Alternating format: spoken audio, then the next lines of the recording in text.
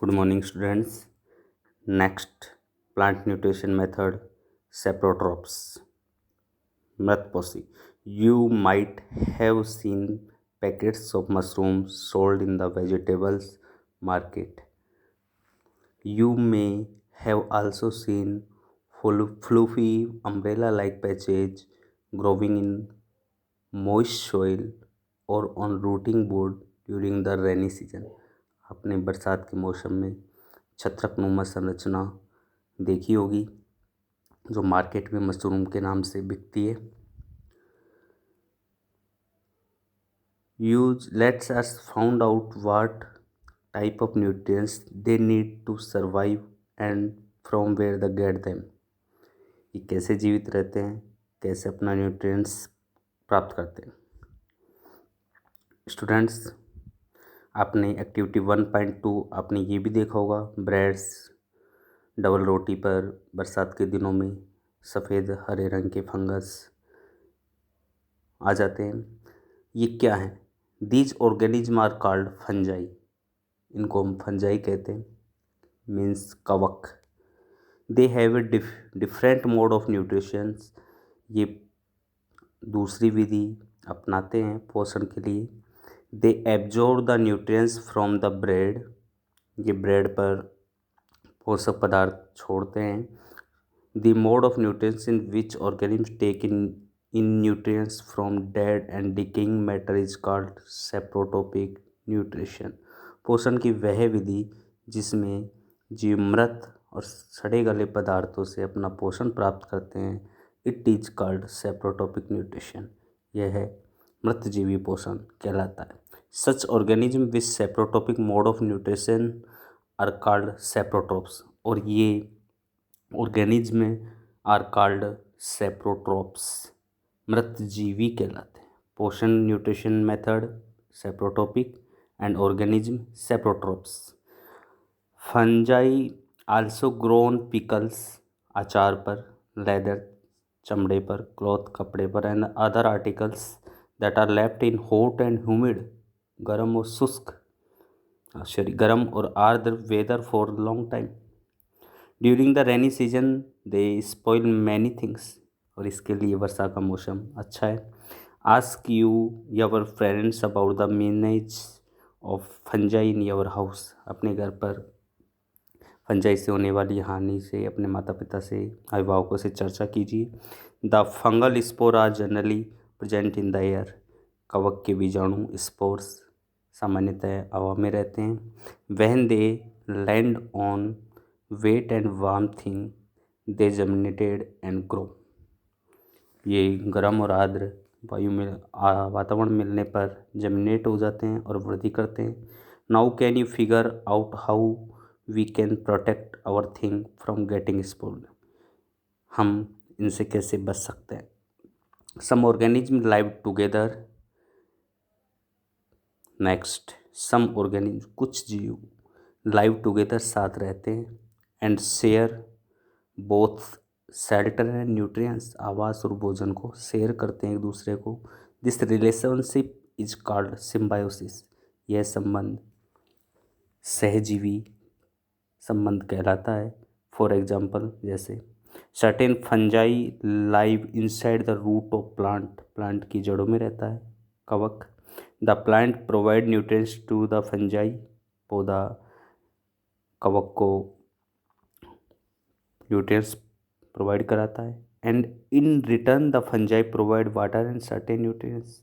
और फंजाई ये बदले में उसको, पादप को पोषक और वाटर प्रदान करता है।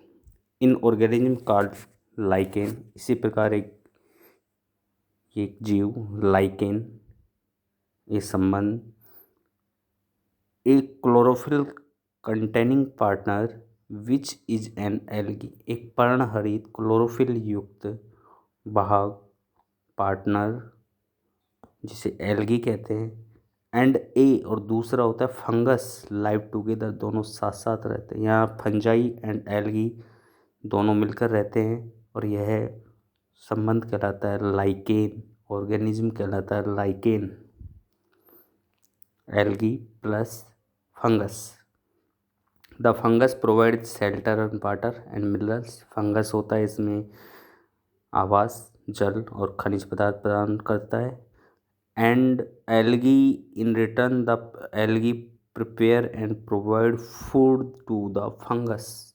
और एल्गी है जो भोजन उपलब्ध करवाता है, बिकॉज क्योंकि एल्गी के पास क्लोरोफिल होता है। Next, how nutrients are relationship in the soil. Students, हमने अभी तक ऑटोट्रॉप्स, हेटरोट्रॉप्स, सेप्रोट्रॉप्स, सिम्बायोसिस इनके बारे में पढ़ा है। नेक्स्ट, हाउ न्यूट्रिएंट्स, कैसे पोषक पदार्थ मिट्टी में बने रहते हैं।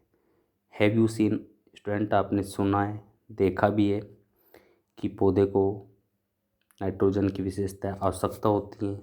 किसान इन सब के लिए क्रॉप में लगातार मैन्योर एंड फर्टिलाइजर्स का यूजेज करता है। नेक्स्ट देखिए, you learn then plant absorb minerals and nutrients from the soil. लगातार फसल उगाने से फील्ड में इन न्यूट्रिशंस की कमी होने लगती है, और इन न्यूट्रिशंस की लगातार सॉइल्स में पूर्ति कैसे हो, देखिए। So their amount in the soil keep on decline. Fertiliser and manure contain nutrition such as nitrogen, potassium, phosphorus. Fertiliser और मैन्योर में अधिक मात्रा में नाइट्रोजन, पोटासियम, फास्फोरस होते हैं। These nutrition need to be added from time to enrich the soil. और ये समय समय पर मिट्टी में आवश्यकता के अनुसार मिलाते रहते हैं। We can grow plant and keep them healthy. क्या आवश्यक भी है पौधे की वृद्धि के लिए। If we can fulfil the nutrient requirement of plant. Usually crop plant absorb a lot of nitrogen and the soil become deficient in nitrogen.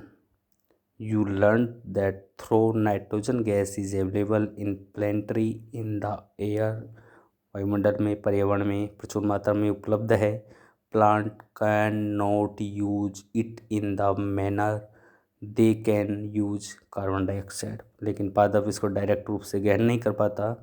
They needed nitrogen in A soluble form. पौधे को इसे soluble form की आवश्यकता होती है nitrogen को, इसके यौगिकों की आवश्यकता को में चाहता है। द बैक्टीरियम कॉल्ड राइजोबियम, एक बैक्टीरिया जिसे राइजोबियम कहते हैं, कैन टेक एटमॉस्फेरिक नाइट्रोजन, वातावरणीय नाइट्रोजन को, can convert it into A usable form. जो पौधे को आवश्यक है उस फॉर्म में ये बैक्टीरिया उपलब्ध करवाता है। But rhizobium can't make it own food. लेकिन राइजोबियम बैक्टीरिया है, खुद अपना भोजन नहीं बना सकता। So it often live in the root of gram, chana, pea, matar, moong, bean and other legume पादप एंड दाल वाले पादप, and provide them with nitrogen.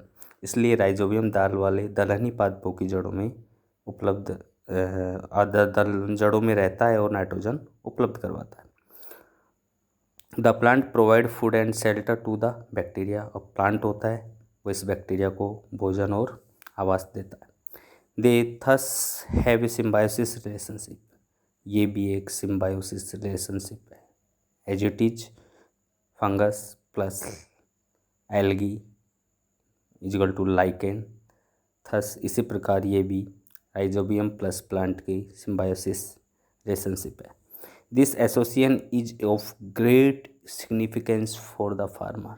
किसान के लिए बहुत महत्व रखता है ये रिलेशनशिप प्लांट का और राइजोबियम का। They can reduce the use of nitrogenous fertilisers where leguminous plant are grow. तो दलहनी पादपों की फसलों में नाइट्रोजनस फर्टिलाइजर देने की आवश्यकता नहीं रहती। Most of pulses are obtain from the leguminous plant. और यहाँ तक दलहनी पादप के बाद में उगने वाली फसल के लिए भी इन फर्टिलाइजर्स की आवश्यकता नहीं रहती। In this chapter you learned, इस पार्ट में हमने पढ़ा that most of the plant are autotrophs. अधिकतर पादप श्वामपोषी होते हैं, ऑटोट्रॉप्स होते हैं। Only a few plant are parasite, कुछ पादप पैरासाइट एंड सेप्रोट्रॉपिक होते हैं। दे derive nutrition from other organism. All animals are categorized and heterotrophs since they depend on plant and other animals in for food. Can we say that the insectivorous plant are partial heterotrophs? हम कह सकते हैं कि कीट बक्सी पादप हैं वो आंशिक रूप से हेटेरोट्रोप्स हैं यानी विषमपोषी। स्टूडेंट इस चैप्टर में हमने ऑटोट्रोप्स, हेटेरोट्रोप्स, न्यूट्रिशन मेथड, सेप्रोट्रोप्स, कीट बक्सी पादप के बारे में पढ़ा और नेक्स्ट मृतजीवी और लास्ट मिट्टी में इन पोषक पदार्थों की पुनः पूर्ति पौधों के लिए कैसे होती है। ओके।